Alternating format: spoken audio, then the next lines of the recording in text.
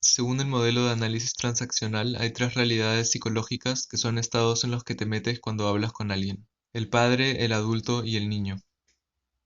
Los estados se escriben siempre con mayúscula para diferenciarlos del significado normal de esas palabras, y en una misma conversación puedes pasar de hablar como padre a hablar como adulto o como niño, o sea que son estados fluidos. El padre lo formas cuando eres chibolo, más o menos hasta los 5 años, en base a lo que ves que hacen tus papás y las otras personas mayores. La cosa es que a esa edad no entiendes por qué la gente hace lo que hace, así que el padre exagera la realidad. O sea, si de pequeño ves a alguien molesto o triste, se te queda grabada la emoción negativa en tu estado de padre sin entender las razones por las que esa persona estaba molesta o triste. De bien chibolo tampoco sabes por qué existen muchas de las reglas que te dicen y solo las sigues sin cuestionarlas. Por eso, en general, cuando asumes tu estado de padre, estás asado con casi todo, juzgas un montón y quieres que se sigan todas las reglas que escuchabas cuando eras pequeño. El lado bueno del padre es que te pone en modo automático, o sea que te ayuda a seguir las reglas de tu día a día y a tomar decisiones obvias sin tener que gastar energía pensando en eso todo el tiempo. El niño refleja cómo te sentías hasta los 3 años, o sea, vulnerable y con miedo por un lado, y por el otro emocionado por las cosas. Normalmente cuando interactúas desde el estado de niño te cierras para que no te hagan daño, pero cuando confías bastante en alguien, el niño se muestra súper abierto. El niño es muy emocional porque cuando se formó no sabías hablar, así que no pensabas en palabras, sino solo en sentimientos.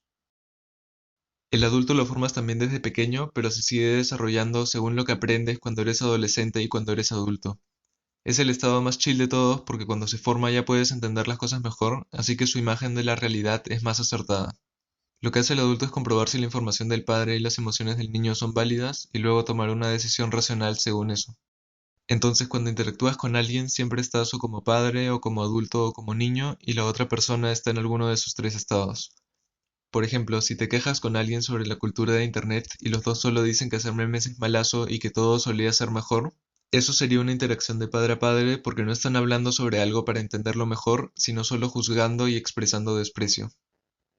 Pero si hablas de lo mismo con un amigo y ambos expresan lo que saben sobre el impacto de los memes en la cultura e intentan entender mejor por qué a tanta gente le gustan, eso sería más bien una interacción de adulto a adulto porque tienen el objetivo de aprender sobre algo nuevo.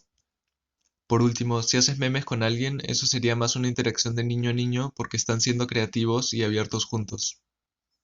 También hay cruces de interacción, o sea, puedes interactuar desde tu padre con alguien que está mostrando su adulto o su niño y así con todas las combinaciones que hay. Según el análisis transaccional, en la mayoría de situaciones te conviene interactuar desde tu padre o desde tu adulto para manejar bien tu día a día, pero no te conviene estar todo el tiempo como adulto porque se siente genial tener intimidad con otras personas. O sea, tener suficiente confianza como para interactuar de niño a niño y poder ser tú mismo. Así puedes ser abierto y no tienes que pensar en cómo te comportas ni tener miedo a que te juzguen, y la meta de hacer análisis transaccional es llegar a esa intimidad.